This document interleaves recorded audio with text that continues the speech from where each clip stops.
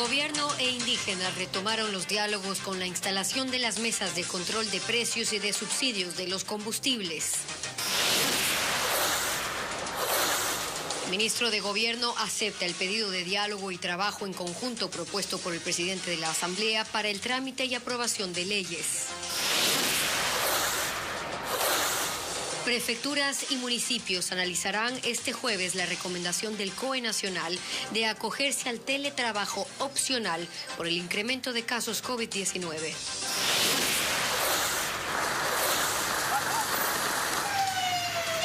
Caen 16 integrantes de la banda narcocriminal Los Lagartos en Guayaquil. Los operativos se ejecutaron en 3 ciudades del país y se decomisaron fusiles, droga y dinero en efectivo.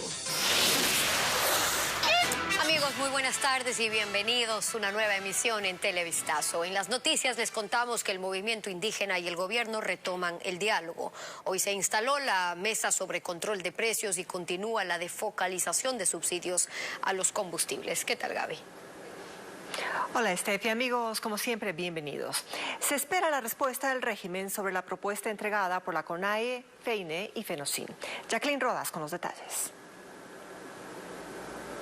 9 días después del primer acuerdo logrado entre el gobierno y el movimiento indígena sobre la banca pública y privada, hoy se retoma el diálogo en 2 mesas técnicas. Empezó la número 8 sobre control de precios y se reinstaló la número 1 que analiza la focalización del subsidio a los combustibles. La CONAIE, la FEINE y la FENOCIN entregaron una propuesta que divide a los consumidores en 3 segmentos. Uno de ellos, el de mayores ingresos anuales, no se beneficiaría del subsidio del Estado.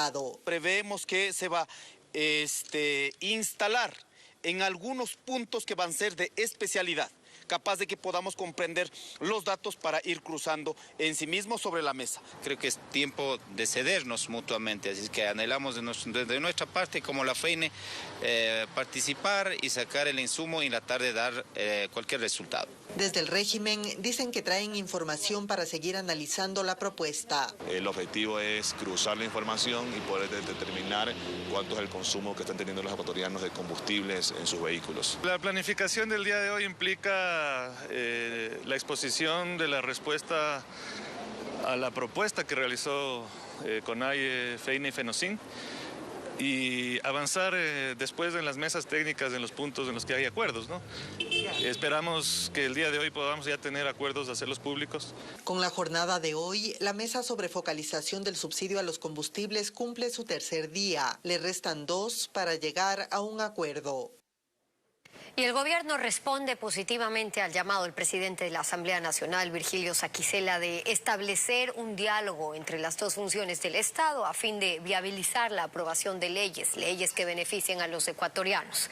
Las reformas laborales y retomar el tratamiento de la ley de inversiones estarían dentro de los temas ahora prioritarios.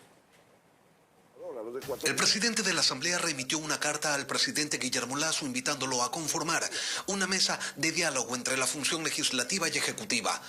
Que el intento de destitución al primer mandatario es algo que debe quedar en el pasado, señala Virgilio Saquicela, que lo importante es evitar un bloqueo mutuo a la hora de generar leyes. Muchas de ellas llegan al Ejecutivo y son vetadas, ¿no? Vetadas parcialmente, vetadas totalmente. Ese es el punto que hay que resolverlo. Y bajo ese diálogo yo creo que sí es factible. Y a este llamado el régimen dice que sí. El ministro de Gobierno, Francisco Jiménez, señala que ellos no tienen ningún inconveniente y que se van a sentar a conversar, a tratar de alcanzar acuerdos. En la medida en que este esté planteado sobre bases correctas, que persiga objetivos transparentes y que se prioricen los grandes objetivos nacionales, pues nosotros entonces podremos también participar de ese diálogo. Desde la Asamblea dicen tener claro cuáles son los temas primordiales, los que deberían ser de inmediato tratamiento para beneficio de la ciudadanía. El tema laboral, que es esencial para el país, 60 años con el mismo código. El gobierno ha hablado de una nueva ley de inversiones que para nosotros tiene que sintonizar con lo que ha sucedido tanto dentro de la Asamblea cuanto en el criterio de la ciudadanía. Y el gobierno coincide en los temas, pero tienen algunos temores. Y es que las experiencias vividas con la Asamblea Nacional, donde aparece sólida una mayoría de oposición, enciende algunas alertas. Tenemos que ver concretamente de qué manera se va a componer esa mesa y sobre todo que no sea un espacio obstruccionista más. Y del Ejecutivo siempre ha habido predisposición. Lo que sucede es que no nos podemos someter ni a los caprichos ni a los chantajes de nadie. Según el titular del Legislativo, el proceso de diálogo podría iniciar la próxima semana. Cada función del Estado tendría que conformar comisiones para juntos construir una hoja de ruta que dé respuesta a las necesidades de la ciudadanía. Por disposición del COE Nacional, el Ministerio del Trabajo notificó a las autoridades de instituciones públicas para que definan quiénes volverán al teletrabajo durante 15 días a partir de este jueves. Esto como medida de contención de los contagios por COVID-19 que incrementaron en las últimas semanas, aunque las autoridades aclararon que el número de hospitalizaciones es bajo, como nos cuenta Fabiola Santana. Los contagios por COVID-19 no dan tregua. La semana pasada cerró con la cifra más alta del segundo brote de este año, 16.800 nuevos casos, cifra que supera a la de registros por semana de años anteriores. En 2021, 14.200 y en 2020 se reportaron un máximo de 8.900 casos en 7 días. Por esta razón, el Ministerio del Trabajo notificó a las principales autoridades de las instituciones públicas para que definan qué porcentaje irá a teletrabajo desde este jueves y por 15 días, como lo recomendó el COE Nacional. Es que debemos precautelar la salud de los funcionarios públicos y también debemos precautelar el buen servicio al ciudadano. Por tanto, cada institución pública, a excepción de los GATS, deberá resolver el porcentaje de aforo. Los gobiernos autónomos lo decidirán a través de sus comités de operaciones de emergencias locales. Quito lo analizará este jueves. Ahorita estamos haciendo los estudios tanto del perfil epidemiológico de la ciudad como del comportamiento de ausentismo laboral en el municipio por COVID para establecer un porcentaje que será en la tarde de mañana expuesto y comenzará a aplicarse desde el día viernes. Y es que la capital ecuatoriana registró un repunte. De 4.200 casos pasó a 5.300 en la última semana. Cifras que se reflejan en centros de salud como en las casas, que incrementó su personal para casos COVID. Desde la semana anterior nosotros vemos que ha aumentado en un 100%, se está manteniendo en eso. Aquí ya se disponen los 5 días de aislamiento y posterior uso obligatorio de la mascarilla por un lapso similar. Ahorita que me hace la prueba me dice que me salió positivo y me da las recomendaciones del caso, aislamiento. Pese al pico de contagios, los niveles de hospitalización son inferiores. La zona rural es la más afectada tras los sismos que sorprendieron a Carchi en las últimas horas. Casas colapsaron e incluso la iglesia de la parroquia de Piotr en Tulcán tiene daños estructurales. Francisco Garcés sigue recorriendo la provincia y nos tiene detalles.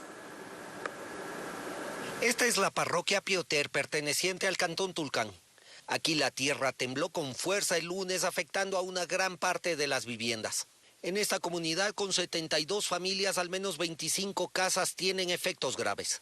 Esta parte de la iglesia, el polideportivo, pues son estructuras prácticamente que están dañadas en su totalidad. Entonces nosotros no contamos con el recurso necesario para poder solventar estos daños. En el centro de la comunidad está su iglesia, que se levantó después de que en 1986 un temblor destruyó la que era iglesia patrimonial. Con los temblores del lunes el techo fue afectado y los escombros permanecen en el piso. Pero no solo eso, las casas más antiguas del centro de la parroquia fueron destruidas. Esta tiene 100 años y ya es inhabitable por los daños estructurales. Hemos pedido ayuda al vecino, pues nos han prestado una salita por ahí para sacar las cosas, las pertenencias que teníamos. Pero esto no va a ser por todo el tiempo, tenemos que volver.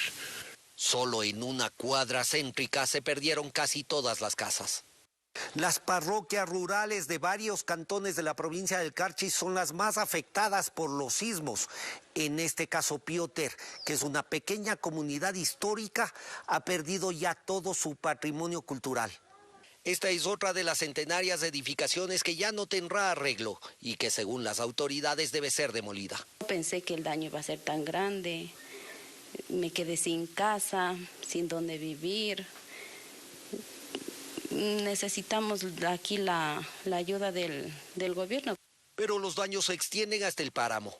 A 3.400 metros está San Francisco, una pequeña comunidad en donde 8 casas resultaron afectadas, incluso una totalmente destruida. Pero acá la ayuda no ha llegado. Es el drama que se vive en los sectores más alejados, pero también más afectados por los sismos. Según las autoridades, un temblor principal y al menos 8 réplicas dejan hasta el momento más de 300 casas afectadas. Más noticias a esta hora. Un mega operativo se ejecutó en Guayaquil, en Naranjal y Santa Elena desde esta madrugada contra células de la banda narcocriminal Los Lagartos. En esta operación intervinieron más de una veintena de fiscales, quienes detuvieron a 16 personas. Y además del decomiso de fusiles, subametralladoras y dinero en efectivo. William Young nos trae ahora la actualización de este caso. A tiros fueron recibidos los policías en una peligrosa zona del Guasmo, sur de Guayaquil, cuando ejecutaban un operativo para capturar a quienes serían piezas clave en la organización narcocriminal de Los Lagartos. Durante la madrugada llegaron a este sector dominado por esta banda delictiva y quienes integran sus anillos de seguridad dispararon contra los agentes. Existe una investigación encaminada hacia un grupo de personas que presuntamente formarían parte de una célula de una organización delictiva denominada Los Lagartos. Es así que en la madrugada del día de hoy se hacen efectivas varias órdenes de allanamientos. Solo en esta zona se ejecutaron más de 10 allanamientos, todo en medio de una balacera que alarmó a los habitantes. Se levantaron los indicios, que son los teléfonos celulares. En una casa se encontró una pequeña cantidad de sustancias. Esta operación se realizó en las ciudades de Guayaquil, Naranjal y Santa Elena, y desde su cuenta en Twitter, la Fiscalía dio detalles. En los allanamientos simultáneos se han levantado como indicios 9 pistolas, 2 fusiles, 5 escopetas, 2 subametralladoras, 27 celulares y dinero en efectivo. Este operativo fue ejecutado por la Unidad de Lucha contra el Crimen Organizado ULCO y se espera que esta tarde el mando policial dé más detalles de este nuevo golpe a la banda Los Lagartos. Las intervenciones también se llevaron a cabo en sectores del norte del puerto principal. Y la Fiscalía ejecutó en Guayas otro operativo denominado Pez Blanco por el delito de lavado de activos. Los allanamientos se realizaron en varias viviendas de San Borondón, donde 4 personas presuntamente implicadas en este hecho fueron detenidas. Los agentes incautaron aproximadamente $431,000, dinero que estaba en una caja fuerte. Además, decomisaron documentos de algunas empresas investigadas y computadoras. Por su parte, el ministro del Interior, Patricio Carrillo, se pronunció en su cuenta de Twitter y destacó: otro golpe contra el lavado de activos. Policía y Fiscalía en Guayas ejecutan operativo Pez Blanco. Se espera que en las próximas horas se den más detalles de este caso.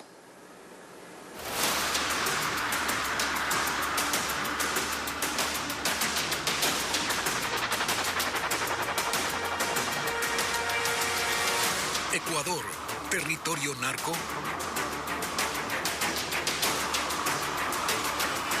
Bueno, y en esta segunda entrega de nuestra serie Ecuador, territorio narco, nos trasladamos a la frontera sur. Vamos a ver la disputa entre estas bandas narcodelictivas que tienen un giro, porque en esa localidad la pugna es entre los lobos y los choneros, que se pelean a muerte el control de los pasos clandestinos que conectan a Ecuador con Perú. Son caminos ilegales que cada semana están moviendo un promedio de $1.500.000 solamente por el paso de mercancías de contrabando como el combustible, como el gas doméstico, armas, explosivos, precursores químicos para elaborar cocaína.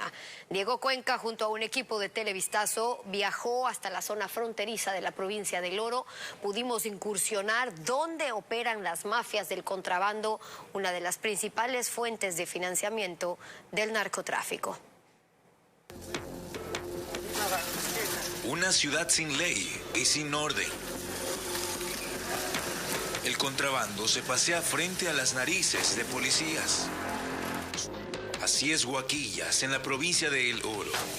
Una frontera caliente al que incursionamos acompañados de militares para entrar a los territorios controlados por las bandas narcodelictivas. Llegamos a Poza Honda, un sector al límite con el país vecino. De inmediato, Nuestra presencia alerta a quienes trafican mercancías ilícitas. Corren a esconderse en covachas del lado peruano. El comandante zonal del ejército cuenta que esos sujetos controlan estos puentes improvisados. Y se presume que pueda haber contrabando de sustancias sujetas a fiscalización, contrabando, GLP, gasolina, armas pequeñas, situaciones así. Administrar estos pasos clandestinos es un negocio rentable porque cada uno deja una ganancia de hasta $4.000 diarios, de lunes a jueves. Pero de viernes a domingo pueden ganar hasta $8.000 porque durante el fin de semana el comercio crece en la zona. Es decir, que semanalmente la delincuencia organizada mueve un promedio de $1.500.000 en los 50 tramos ilegales. Es por eso que empiezan a disputarse, empiezan a haber problemas y la construcción inmediata de estos pasos ilegales. Mientras hacíamos la entrevista, aparecieron sujetos sospechosos en moto. Nos sentimos vigilados por sus movimientos extraños. Estas casas son utilizadas como fachadas para ocultar los pasos clandestinos. Hay caminos que van por las casas. Sí, ¿no? Solar y vacíos. ¿Ustedes cobran esos pasos? No, ellos. Sí. ¿Cuánto pagan por cada paso? Conozco, yo a él no. Pero es un negocio rentable. Sí. Para evidenciarlo, ingresamos por la parte de atrás de esas viviendas. Seguimos las pistas de los contrabandistas, que es la principal fuente económica del narcotráfico en la frontera sur. Las mafias se percataron de nuestra presencia y empezaron a esconderse. Todos ocultaban sus rostros mientras quitaban las tablas que utilizan para cruzar la frontera hacia Perú. ¿La lucha contra quién es? Bueno, pareciera que es entre ellos y puesto de producto de estos son personal de microtraficantes. La disputa de estas rutas son entre los lobos y los choneros. Así lo señala la policía. Además agrega que desde la frontera sur trafican armas, municiones, explosivos, precursores químicos para elaborar cocaína. Todo parte desde Perú. Van hacia Huaquillas, Guayaquil, Babahoyo, Quevedo, Santo Domingo. Pero lo que más han decomisado son explosivos. Durante el año 2021 se decomisó 38.000 unidades de dinamita. Pero en lo que va de ese año ya son más de 73.000 incautados. Desde el sur, los tentáculos del narcotráfico se mueven hacia el centro del país para coordinar el envío de grandes cargamentos de droga hacia otros continentes del mundo.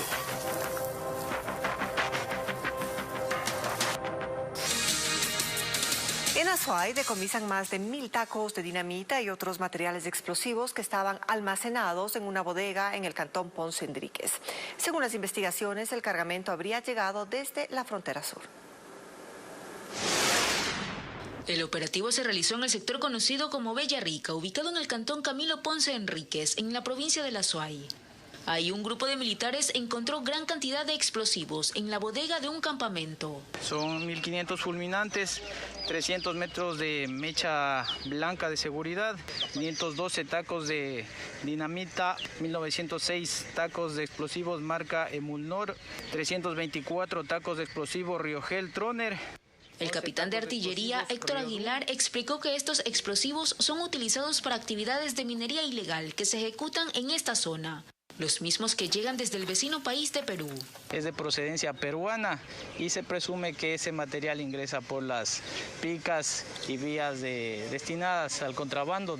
Este material explosivo estaría valorado en un aproximado de $25.000. Los uniformados también decomisaron un arma de fuego con sus cartuchos en esta bodega, en donde no contaban con los procedimientos de almacenamiento adecuados y tampoco contaban con la documentación.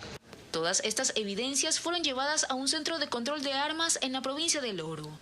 En este operativo no hubo detenidos, pero los controles para frenar la minería ilegal se intensifican en las zonas consideradas conflictivas. Y 2 personas fueron detenidas acusadas de agredir con un arma de fuego a una mujer en Quito. Uno de los detenidos registra antecedentes por robo, como nos cuenta ahora Carlos Luis Carrillo. fueron detenidos por agentes del Grupo de Operaciones Motorizadas GOM, luego de ser alertados por una mujer. Ellos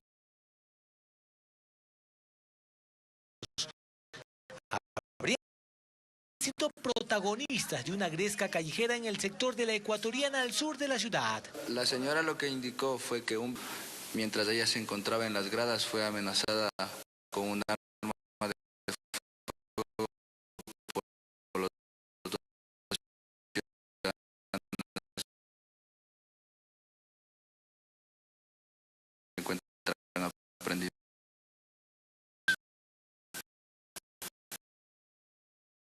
El motivo, las circunstancias del por qué realizaron estas amenazas están todavía. Contra un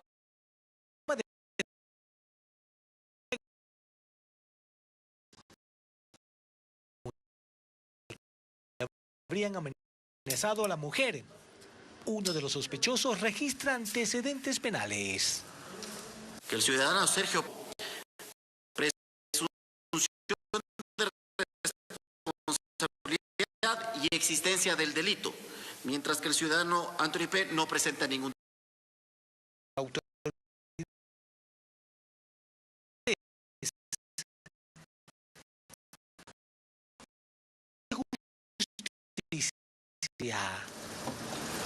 Más noticias a esta hora y gracias por seguir en nuestra sintonía. Les contamos que luego de una persecución policial, 2 sujetos fueron detenidos en el Valle de los Chillos, en Quito. Son acusados de robar viviendas en puntos estratégicos de la provincia de Pichincha. Alex Pila nos cuenta que se movilizaban en un vehículo alquilado. Según información policial, el modus operandi de los sujetos era movilizarse en 2 vehículos. En uno de ellos se acercaban a las viviendas para constatar que no haya nadie, y en el otro cometían el atraco. Habrían robado en el norte de Quito y en los valles. El mismo día, a las 4 de la tarde roban en Cotocollao y a las 7:30 de la noche proceden acá también en la misma situación en un sector de Alangasí. La policía recibió la alerta y en el sector de La Merced ubicaron a los sospechosos e intentaron escapar. Abandonaron el vehículo que fue alquilado y se adentraron en una quebrada de la zona. Dejan abandonando el vehículo con la evidencia y se van a una quebrada. A las 10:30 de la noche verificamos y les localizamos en el lugar ya los 2 ciudadanos. Los sujetos son extranjeros. En su poder se encontró evidencia de los robos. En Los Chillos, un televisor de 50 pulgadas.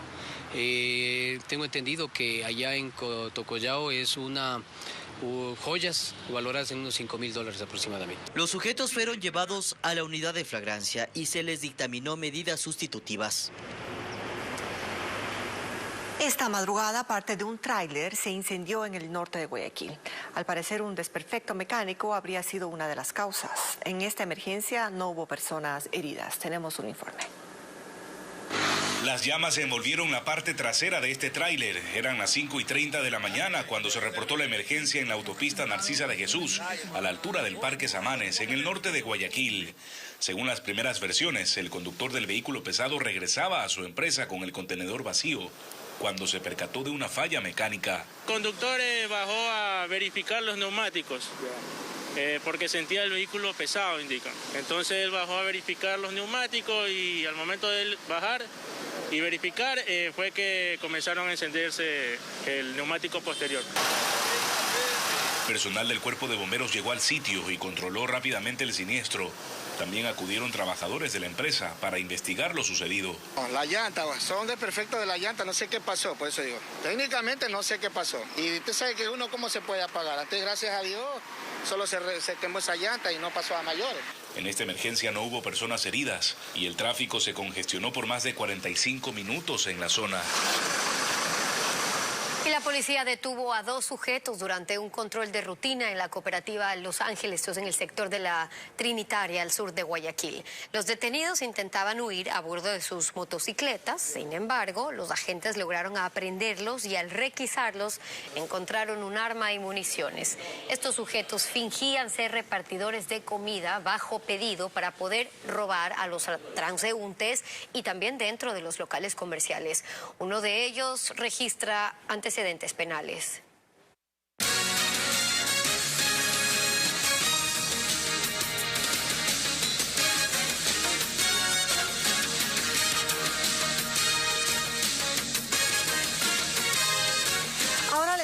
la historia de Darío Suárez. Él es un artista guayaquileño que usa hierro reciclado o chatarra para crear piezas de alto valor como retratos. En la siguiente nota, María Gabriela Carpio nos muestra el ingenio y creatividad del artista para sus obras.